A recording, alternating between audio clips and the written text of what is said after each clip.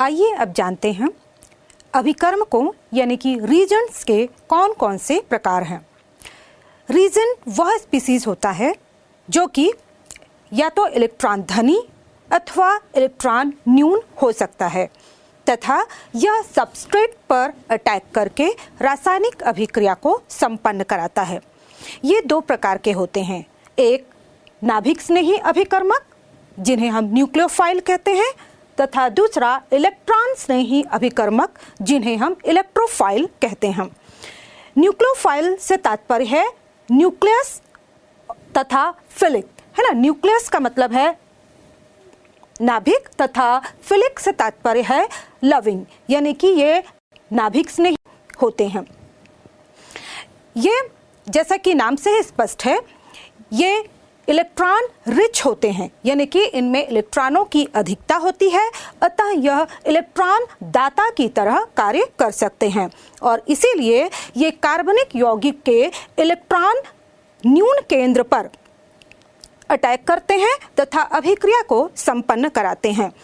ये कई प्रकार के हो सकते हैं, जैसे कि ऋणायनिक भी हो सकते हैं, जैसे OH- ion, cyanide Cn- ion या फिर कार्ब धन आयन। इसी तरह से ये उदासीन भी होते हैं, जैसे H2O या एमीन या फिर ईथर।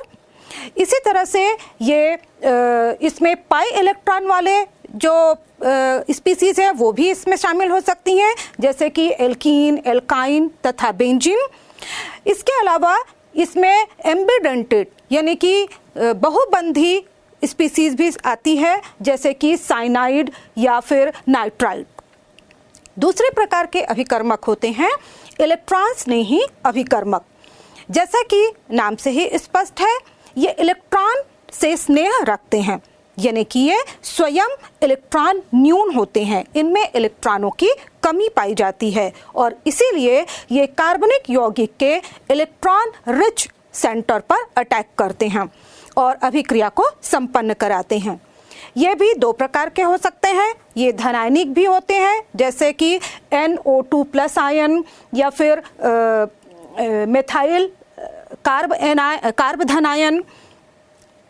इसी तरह से ये उदासीन प्रकृति के भी हो सकते हैं, जैसे कि एल्यूमिनियम ट्राइक्लोराइड जो कि एक लुईस एसिड होता है और इसकी प्रवृत्ति होती है इलेक्ट्रॉन ग्रहण करने की।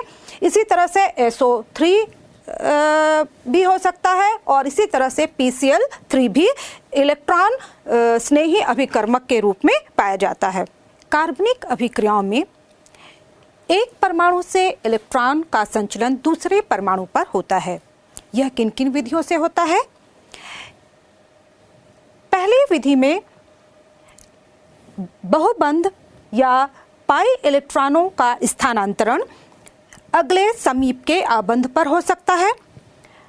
दूसरी स्थिति में पाई आबंध या पाई इलेक्ट्रॉनों का स्थानांतरण समीप के परमाणु पर हो सकता है और तीसरी स्थिति में परमाणु पर उपस्थित एकाकी इलेक्ट्रॉन युग्म का स्थानांतरण आगे की समीप की आबंध स्थिति पर हो सकता है। तो इन तीन प्रकारों से इलेक्ट्रॉन एक स्थान से दूसरे स्थान पर संचलन करते हैं।